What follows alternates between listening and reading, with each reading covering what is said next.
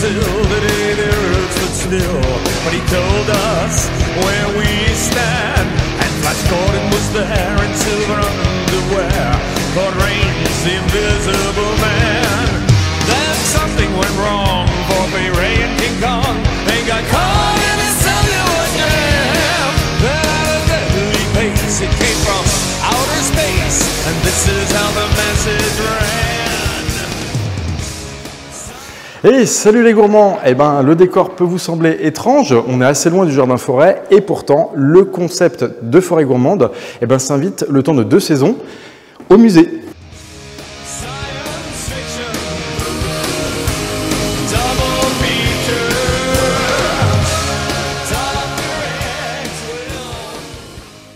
Et bien là, on peut dire qu'on est dans une pièce assez atypique du musée. Donc Nelly, si tu veux te présenter puis nous dire où on se trouve.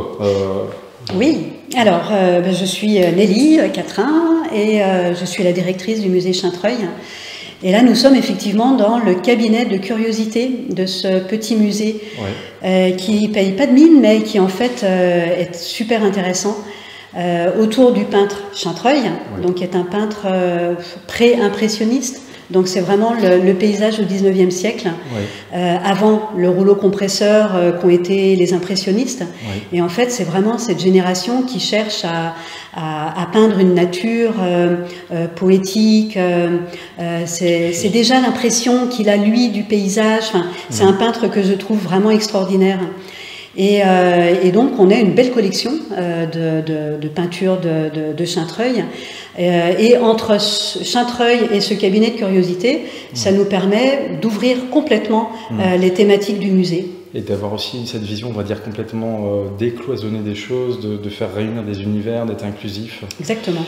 Et c'est aussi pour ça que tu nous avais fait la proposition du coup de venir participer à une exposition. Donc le temps de l'arbre, si tu veux aussi pareil un petit peu nous expliquer. Alors le temps de l'arbre, c'est l'exposition temporaire avec Florence Lemot, qui est plasticienne à côté de Cluny, à Château. C'est quelqu'un que je suis depuis 15 ans, 20 ans.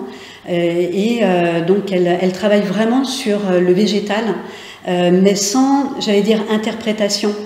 Donc c'est ce que j'aime dans son travail, c'est beaucoup des empreintes, c'est un peu la mémoire du végétal, mais qui n'est pas complètement modifiée par l'homme. C'est une approche qui est assez brute de la matière, et je trouve ça vraiment très intéressant.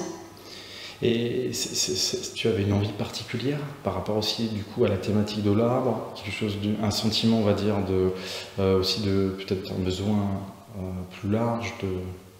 Ben oui, c'est exactement ça. C'est comment un musée aujourd'hui peut aborder une thématique comme l'arbre en l'occurrence, le végétal, mais que ça reste pas enfermé dans un musée.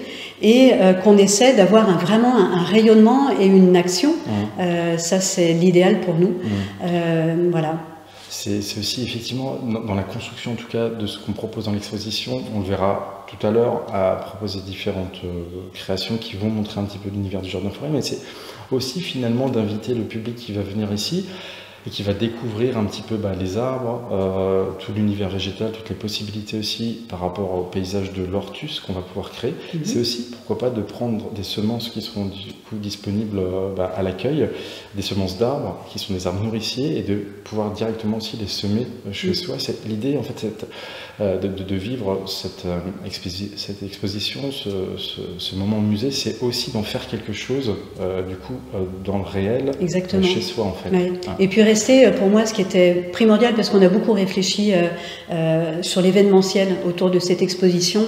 Alors voilà, montrer la déforestation, mais non en fait, parce que moi je voulais rester dans du positif. On a besoin de l'arbre aujourd'hui, mais l'aborder avec le bienfait, et non pas montrer que le négatif. Mais voilà, c'est aussi, ça fait sens avec un autre projet qui a lieu à Pont-de-Vaux aussi, qui consiste à mettre en place une pépinière de reforestation avec les enfants, avec les professeurs, dans la cour d'école, et à terme, après, à revégétaliser la cour qui est pour l'instant très bétonnée, qui ressemble à un univers clairement carcéral pour les enfants, et de donner justement à la fois cet effet climatiseur, cette diversité et cette possibilité de se promener dans des espaces régénérés, on fait de la cueillette, on se promène et puis on mange les paysages. Exactement, on mange les paysages. Ok, merci. Mais de rien.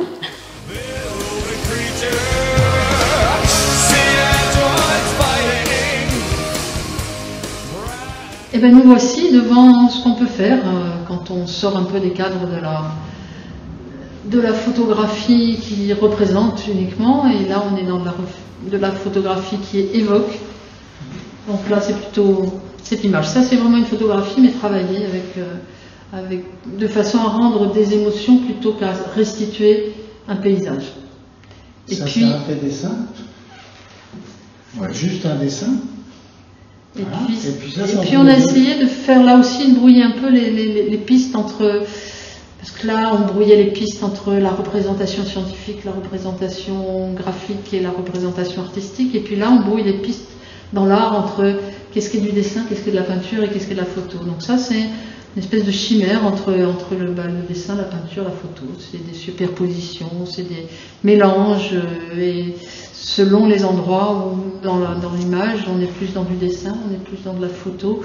Et là, c'est aussi pour brouiller ces catégories un peu fixes de peinture, dessin. C'est vraiment, c'est pas uniquement pour brouiller, hein, on n'est pas là juste pour bouleverser les cadres, mais c'est pour essayer de restituer des émotions. Non, l'idée c'est effectivement pas de faire quelque chose d'original, mais simplement d'essayer de faire partager ce que nous on a pu ressentir devant ces arbres, et on a les mêmes émotions devant ces arbres, donc c'est là-dessus qu'on s'est rencontrés. Et donc finalement cette fusion était presque une évidence. Si on regarde ces trois tableaux, il y a quelque chose il y a une évidence d'une continuité entre les trois qui est totalement flagrante. Donc, on ne les a pas choisis par hasard, hein, mais voilà, notre travail c'est vraiment ça. Voilà. Et pour précision, je pense que je l'ai dit, mais c'est pas. Tous ces arbres sont des arbres paysans. C'est des arbres qui accompagnent le quotidien des agriculteurs. Voilà, là, il y a des chênes verts. Là, il y a des oliviers. Celui-là, il est un peu moins paysan, mais s'il est arrivé après le départ des paysans, c'est un peu en Alep. Certains qui viennent coloniser la garrigue quand les agriculteurs sont partis. Et donc, c'est le temps de l'arbre et c'est encore une fois le temps des agriculteurs, parce qu'ils sont formés de toutes ces interactions avec les agriculteurs, tout ce qu'on a fait avec eux, autour d'eux. Ces chênes verts là, ils sont un peu fatigués, mais ils ont été trognés, c'est-à-dire coupés, recoupés pour donner à manger aux bêtes. Et moi, ce que ça m'évoque, c'est incroyable, c'est qu'en fait, on ne sait pas ce qui est du réel, de l'imaginaire. C'est le support, c'est cette forme arbre qui est présente tout autour de nous, et ça nous invite effectivement comme à une sorte de rêverie, quelque chose de... Il y a une révolution qui est occupée à se produire pour le moment, on en parle de plus en plus, et je trouve que tout ça s'intègre complètement dedans, à la fois la forêt gourmande, à la fois ce qu'on fait, enfin toute une réflexion qui est occupée à changer, qui est le rapport au vivant. Et donc, c'est peut-être présomptueux, en tout cas en ce qui me concerne, je pense que c'est encore présomptueux, mais l'idée c'est quand même essayer de donner à voir, c'est aussi très à la mode comme mot, mais c'est pas faux comme mot. Autre chose, une autre façon de regarder, on n'est pas dans la représentation, on n'est pas dans la représentation d'un paysage ou d'arbre, mais dans l'expression d'émotion. Et voilà, c'est là-dedans. Et en fait, il n'y a pas un chemin très long entre ça et le travail que tu fais avec la forêt gourmande. Tout ça va de pair. Le vivant, le rapport au vivant qui doit être totalement transformé. Il y a une urgence.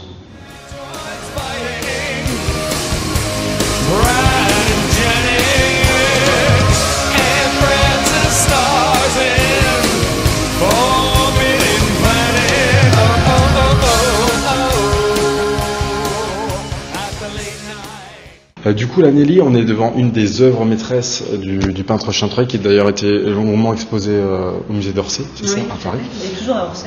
Ouais, donc il est intitulé L'espace. Ouais, c'est intéressant aussi, c'est effectivement la question, c'est comment on utilise l'espace.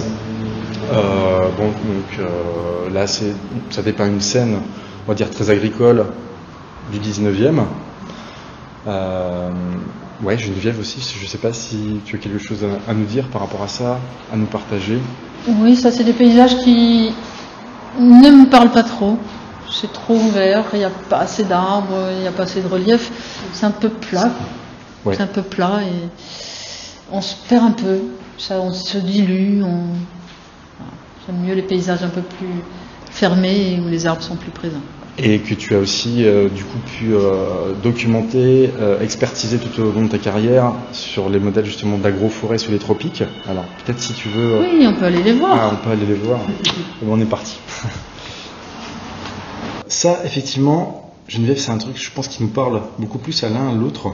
Ces paysages qui sont comme ça, qui sont riches, qui sont complexes, et ça aura une apparence de forêt naturelle. Oui, il y a beaucoup de botanistes qui sont promenés là, et là on est aux Marquises, dans l'île de Fatou-Iva, et on est dans la belle forêt de Fatou-Iva, sauf que c'est pas une forêt, enfin ça ressemble à une forêt. La plupart des arbres qui sont là ont été plantés, c'est une agroforêt, c'est une forêt nourricière.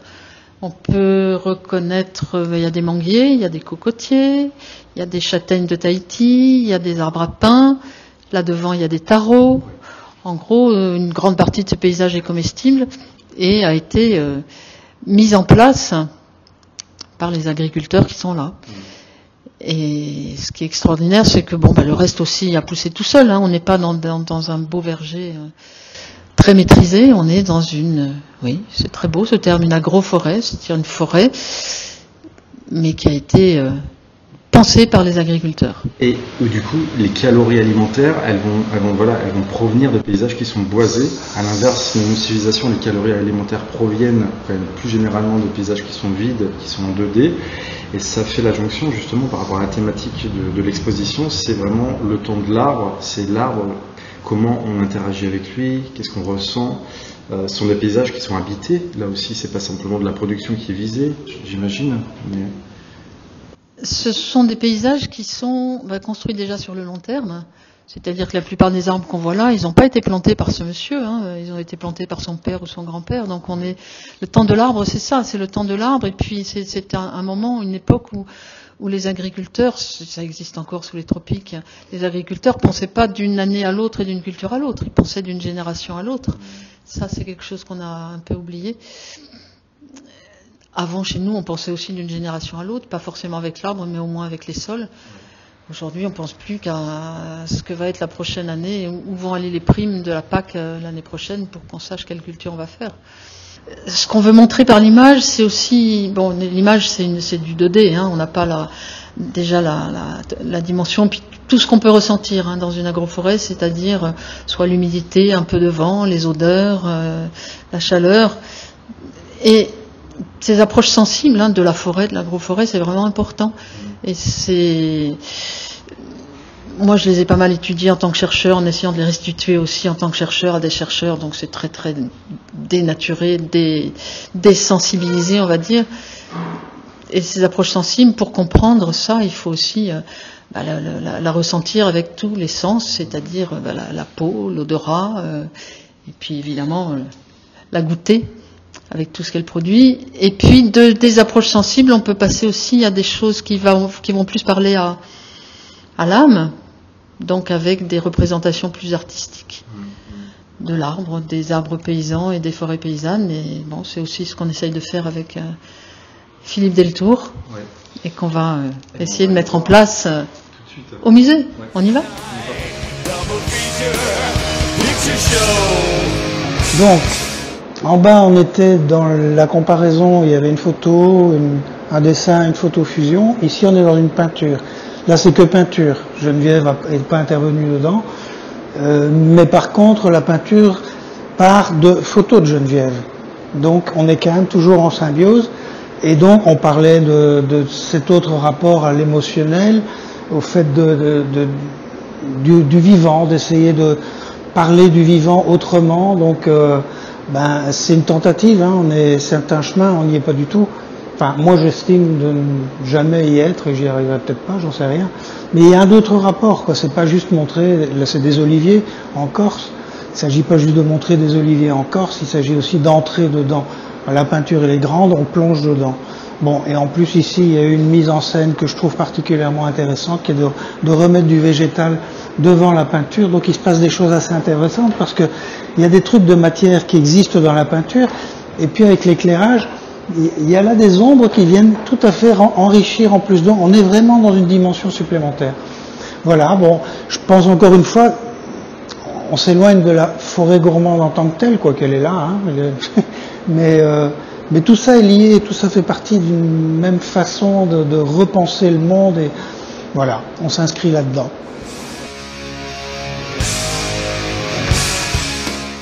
Franchement, quand je mate le lustre, j'ai pas l'impression qu'on a tourné dans un musée, mais plutôt à l'Élysée. En tout cas, j'espère que cette vidéo a su piquer votre curiosité.